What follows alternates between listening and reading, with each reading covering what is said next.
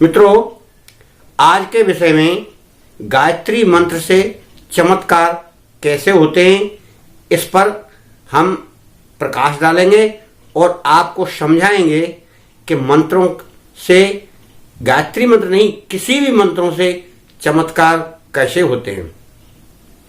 तो सर्वप्रथम आपको यह समझना होगा कि मंत्र का मतलब क्या है। मंत्र का मतलब होता है वो ध्वनि जो ब्रह्मांड में जाके किसी भी वस्तु, किसी भी मन, किसी भी वायुमंडल में या प्रकाश में जाकर एक प्रभाव डाले और उसको अपने अंदर या तो समाहित करेगी या उसके ऊपर चढ़ के उसको समाहित कर देगी। यानी दोनों एक दूसरे में मिलेंगे या दोनों एक दूसरे से दूर भागेंगे। इस प्रकार से उसका प्रभाव पड़ता है। जैसे हम किसी बॉल को दीवार में मारते हैं तो दीवार तो नहीं जाती, मगर क्या है कि बॉल चली जाती है वापस रिटर्न होके। और यदि उसी बॉल को हम किसी बल्ले अल्ले में या विकेट गड़े रहते हैं उसमें मारते हैं तो विकेट गिर जाता, बॉल पार निकल जाती है। यही प्रक्रिया किसी भी मंत्र की कार्य करने की एक क्षमता होती है। उसकी जैसा कार्य होगा वैसा ही मंत्र अपना कार्य करेगा। कठिन कार्य में थोड़ा देर लगती है और हल्के काम में मंत्र तुरंत काम कर जाता है। तो इस मंत्र में उस मंत्र की शक्ति क्या होती है? आवाज, ध्वनि। उस ध्वनि की तरंगें जितनी प्रभावशाली होंगी उतना ही प्रभाव वो मंत्र उस वस्तु पर, उस समस्या पर या उस व्यक्ति पर या उसके मन पर काम करेगा। इस तरह से ब्रह्मांड में बहुत सारी हवाएं चलती रहती हैं। तो कुछ हवा जो वायुमंडल में हमेशा रहती है, उस वायुमंडल का दबाव अलग रहता है और जो हमारे द्वारा बोली जाती है उसका दबाव अलग रहता है। यदि आप किसी तालाब में एक छोटा सा पत्थर धीरे से डालोगे तो उसमें तरंगें कम उठेंगी, और यदि उसी पत्थर को जोर से उस पानी में मारेंगे तो उसकी तरंगें बहुत दूर तक जाएंगी। यही प्रक्रिया हमारे मंत्र की ध्वनि की है। अब आप ये सोचिए कि मंत्र ध्वनि हम जोर से बोलें तब हमारा कार्य करेगा या मन में बोले तब कार्य करेगा। मगर हमने एक वीडियो में तो ये बताया है कि गायत्री मंत्र को मन में ही जपना चाहिए। अब यहां हम बता रहे हैं कि जोर से बोलना चाहिए। तो यहां हमें इस भेद को थोड़ा समझना पड़ेगा कि जो मंत्र हम किसी कार्य के लिए करते हैं उपयोग, यानी चमत्कार दिखाने के लिए, वैसे आपकी भाषा में चमत्कार बोल रहा हूं, नहीं तो हम उसको समस्या बोलते हैं। समस्या के लिए हम उसे उपयोग कर रहे हैं, उसे हम थोड़ा जोर से बोलेंगे, जो मुंह की आवाज निकाल कर ही बोला जाएगा। और जब हम अपने मन को प्रभावित करने के लिए या अपने मन को या अपने मन के कोषों को या चक्रों को या और भी अंदर की शारीरिक शक्ति हैं उनको जगाने के लिए प्रयोग करेंगे तो हम उसे मन में ही जपेंगे। उसकी आवाज हम बाहर नहीं निकालेंगे। यदि हम मंत्र की ध्वनि बाहर निकालते हैं तो बाहर कार्य करता है, और यदि मंत्र को हम अंदर बोलते हैं तो वो मंत्र की शक्ति कार्य अंदर करती है। यानी दोनों तरफ वो मंत्र की ध्वनि कार्य करती है। इस तरह से वो चमत्कार दिखाती है। अब हमको चमत्कार करना कैसे है? अब हमको ये करना है कि यदि बहुत कोई कठिन समस्या है तो उसके लिए हमें थोड़ा उस मंत्र का प्रयोग ज्यादा दिन करना पड़ेगा, और अगर समस्या थोड़ी हल्की है, उसमें कम वजन है, यानी कम समस्या है, वो उसको हम तुरंत कर देते हैं हल। तो जैसे मान के चलो आप साधना करते हैं, आप काफी दिनों से मंत्र पढ़ते हैं, तो उस मंत्र की शक्ति से आपकी आत्मा शक्तिशाली हो गई है और आपका मंत्र भी शक्तिशाली हो गया है, और आप अपनी दृढ़ इच्छा शक्ति से, यानी आंखों की भी शक्ति कार्य करती है उसमें, दृढ़ इच्छा शक्ति और आंखों की त्राटक शक्ति दोनों मिलाकर और तीसरे मंत्र की शक्ति को मिलाकर हम कार्य करेंगे तो वो तुरंत इफेक्ट करेगा और आपको लगेगा कि चमत्कार हो गया। इस प्रकार गायत्री मंत्र की शक्ति कार्य करती है। अब उसके लिए हमें कैसे करना है कि यदि किसी बच्चे को नजर लग गई या किसी को कोई साए ने पकड़ लिया, यानी हल्की कोई हवा ने पकड़ लिया, तुरंत छोटा बच्चा है या बड़ा भी है, और बड़ा भी है 30-40 साल का, अचानक किसी हवा का प्रकोप उसके ऊपर हो गया है, तब उस कंडीशन में हम अपने साधना स्थल से या पूजा घर से या जहां हम कुछ साधनाएं करते हैं उससे हम अपनी रोजाना वाली भभूति लेंगे और रोजाना वाला जल लेंगे।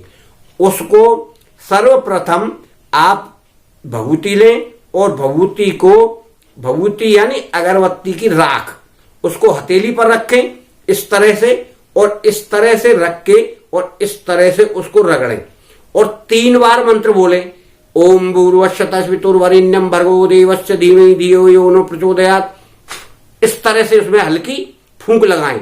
फूंक कैसे लगाना है कि राख को दबा लें हाथ से, नहीं तो उड़ जाएगी, इसलिए हल्की फूंक लगाएं, फिर दोबारा पढ़ें, फिर तिबारा पढ़ें। इस बार इस तरह 3 बार मंत्र पढ़कर हथेली में फूंक मारें और उस राख को लेके किसी व्यक्ति पे, यानी जिस पे समस्या है या कोई साया है, उस पे लेके थोड़ी इस तरह चुटकी भर के और ऐसे मंत्र बोलते हुए ओम भूर्भुवस्सुतस्वितुर्वरेण्यं भर्गो देवस्य धीमहि धियो यो न प्रचोदयात्, इस तरह फूंक मार दें।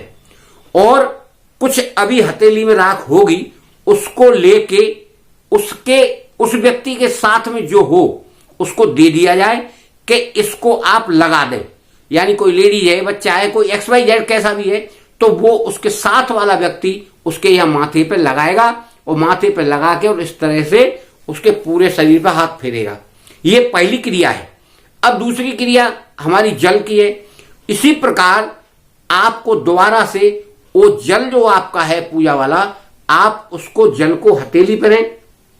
अगर कहीं ऐसी जगह आप फंस जाते हैं कि जहां आपकी पूजा का जल नहीं है, तो आप साधारण जल मंगाकर उसको भी आप छूकर इस तरह उंगली से और उसमें आप मंत्र पढ़ के 3 बार फूंक मारेंगे, तो फिर उसमें जल डालेंगे, आप थोड़ा और मिलाएंगे उसमें और फिर उस जल को आप छींटे लगाएंगे। तो इसको आप गिलास में भी कर सकते हैं, किसी गिलास बर्तन में, क्योंकि हथेली में उतना रुक नहीं पाएगा पानी, तो उसमें इस तरह फूंक मारेंगे और उस जल को लेके आप इस तरह से मंत्र बोलते हुए 3 बार छींटा मारेंगे उस व्यक्ति के ऊपर, तो 100% वो तुरंत कार्य करेगा। और तुरंत कार्य करने के बाद आपको पता लगेगा या वहां बैठे लोगों को पता लगेगा कि ये तो चमत्कार हो गया। इसी को हम कहते हैं मंत्र का चमत्कार। ये भूत प्रेत वाला है, किसी को थोड़ा हल्का दर्द हो जाए या कोई वैसी समस्या है, कोई बच्चा को नजर लग गई है या और भी ऐसी छोटी मोटी समस्याएं जो बहुधा होती रहती हैं, वो हमारे घर देहात और पड़ोस में या किसी अपने बच्चे में या किसी रिश्तेदार का कोई आ जाए, अचानक इस तरह की हो जाए, तो उसको तुरंत लाभ मिलेगा। बशर्ते कभी कभी कई बीमारियों में भी कार्य करता है ये मंत्र, और परंतु उसका इलाज करा लेना चाहिए। बीमारी में तुरंत तो फायदा हो जाएगा, कुछ समय बाद उससे कहो कि आप डॉक्टर से जाके इलाज करा लें। ये मंत्र का चमत्कार है मित्रों। इस तरह से आप ये चमत्कार करते हैं और हो जाते हैं। परंतु ये थोड़ा निषेध इसलिए लिखा हुआ है कि यदि हम साधना करते हैं और हम साधक हैं और रोजाना मंत्र जपते हैं, यानी हम मंत्रों का संकलन कर रहे हैं, अपनी शक्ति अर्जित कर रहे हैं, तो जब आप बहुधा यानी अधिकांश इस तरह के कार्य करेंगे तो आपकी शक्ति में कमी आएगी। कैसे कमी आएगी कि जितना हमने कमाया उतना ही खर्च कर दिया, तो प्लस और माइनस बराबर इक्वल टू 0, यानी जब जितना ही हमने लिया और उतना ही हमने किसी को दे दिया तो वो वहां बराबर खाता हो जाता है। आपकी साधना उतनी की उतनी रहती है। लिहाजा बहुत ही इमरजेंसी में इस मंत्र का प्रयोग करें, अन्यथा आप में बहुत मेहनत करने की जरूरत होनी चाहिए। या तो आप ये कार्य कोई किया है तो आप 4 माला 2 माला एक्स्ट्रा जपें शाम को, तो जिससे आपका जितना आपने धन खर्च किया है उतना धन आपको वापस मिल जाए। या फिर आप ये कार्य ना करें, अगर करना ही पड़ जाए तो उसके लिए आपको पूजा अर्चना करके मंत्र जाप करना है। ये मेरा आपसे कहना है, तब आपका मंत्र बचा रहेगा। अन्यथा आप इस चमत्कार के चक्कर में पड़ गए तब तो आप साधना नहीं कर पाएंगे और साधना आपकी अधूरी रह जाएगी। अब बात आती है आपकी, आप जो साधना कर रहे हैं, आप जो मंत्र जप रहे हैं, तो आपकी समस्या तो ऑटोमेटिक यानी स्वतः ही समाप्त होंगी।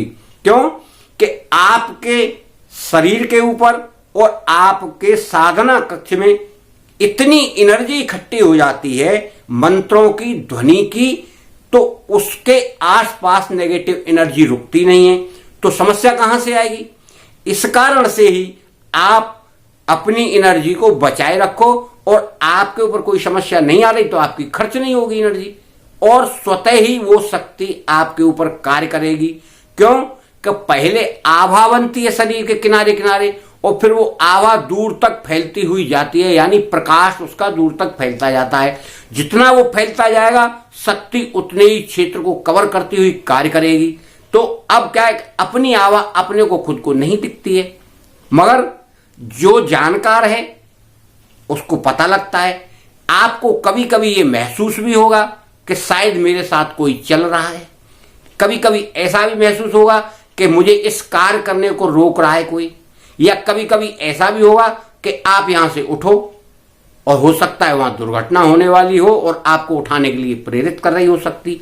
तो ये शक्ति वो खुद कार्य करती है, आपकी रक्षा करती है और आपके साथ वो कार्य करती है जो आपके हित में है, बशर्ते आपको साधना नियमों से करना है, नियमित करना है और तपस्या करते हुए, त्राटक करते हुए, प्राणायाम करते हुए करना है। तो आपकी साधना टोटल सफल होके चमत्कारी मंत्र सिद्ध हो जाएगा। गायत्री मंत्र का इतना बड़ा चमत्कार आपको देखने को मिलेगा जो आप अभी सुन रहे हैं और वो चमत्कार आप स्वयं कर लेंगे। तो मित्रों, गायत्री मंत्र सब मंत्रों का राजा है, इसको आप छोटा समझकर कार्य ना करें।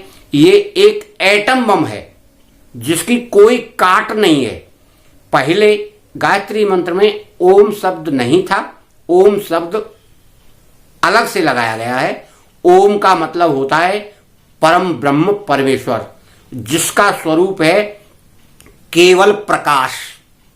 प्रकाश यानी सूर्य का प्रकाश मान लो आप, सूर्य के प्रकाश के सदस्य कोई दूसरा प्रकाश है नहीं है, इसलिए ओम लगाया गया है। नहीं तो मंत्र केवल भूर्भुवः स्वः इतना ही था, आगे पूरा और ओम को शब्द को जोड़ा गया है, इसीलिए इसमें इतनी जबरदस्त शक्ति पैदा हो गई और जबरदस्त शक्ति समाहित हो गई और इसीलिए इसको सब मंत्रों का राजा सर्वोपरि बताया गया है। मित्रों, ये है गायत्री मंत्र का चमत्कार। धन्यवाद। आप इसको स्वीकार करें और गायत्री मंत्र जितना हो जाए उतना आप जपते रहें। जय गायत्री माता की जय।